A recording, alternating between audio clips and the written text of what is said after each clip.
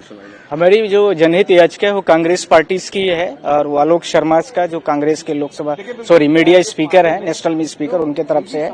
हमारी जो पिटीशन चल रही थी, सारे पिटीशंस को लेकर के पहले ही जो सॉलिसिटर जनरल्स है उन्होंने पहले टाइम ग्रांट करने के लिए बोला था कि हमें 2 वीक का टाइम दे दिया जाए। उसमें हम लोगों ने जो आर्ग्यूड किया, क्योंकि भीलवाड़ा जो राजस्थान का एरियाज है वहां पर कई जगह पर बुलडोजर परसों लगाए गए हैं और बुलडोजर्स के माध्यम से वहां पर कई प्रॉपर्टीज एरियाज को डेमोलिश कर दिया गया।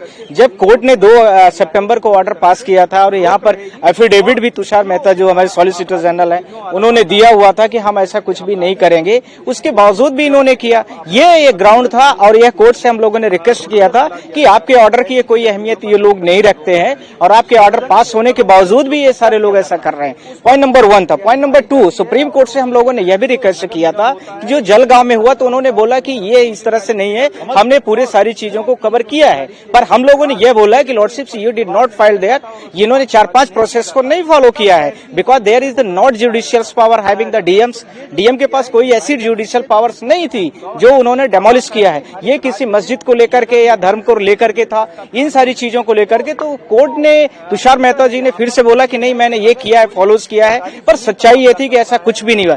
तब कोर्ट ने सारी चीजों को दलीलों के बावजूद उन्होंने यह बोला है कि आप जब तक नेक्स्ट हियरिंग नहीं कंप्लीट हो जाती है, टिल नेक्स्ट हियरिंग तक आप कोई भी बुलडोजर का प्रोसेस नहीं लागू करोगे, नहीं चलाओगे। इस conclude point of this petition. First. Second, इसी के साथ में कोर्ट ने यह भी बोला है कि यदि आपको रेडी पटरी ये सब है या रेलवे ट्रैक या रोड वगैरह का कुछ है तो आप उस तरह से एक्शंस नहीं लोगे, पर आपको पूरा प्रोसेस को फॉलो करना पड़ेगा। पूरा प्रोसेस का मतलब काफी व्यापक शब्द है, क्योंकि वो जो लीगल सीआरपीसी का प्रोसेस होता है, आपको नोटिस देना है, कोर्ट के संज्ञान में देना है, ये सारी चीजों को आपको करना पड़ेगा। ये आपने नहीं किया, इसका मतलब है इस illegalities has been done by the state government और the central government, union government of India, either or the home affairs of the India. तो ये सारी चीजों के साथ में कोर्ट ने यह भी बोल दिया लास्टली कि तब तक के लिए आप बीच में कोई भी बुलडोजर्स नहीं चलाएंगे और साथ में यदि आपको कुछ ऐसी नेसेसिटी आप पड़ती है तो आप हमसे परमिशन लेंगे।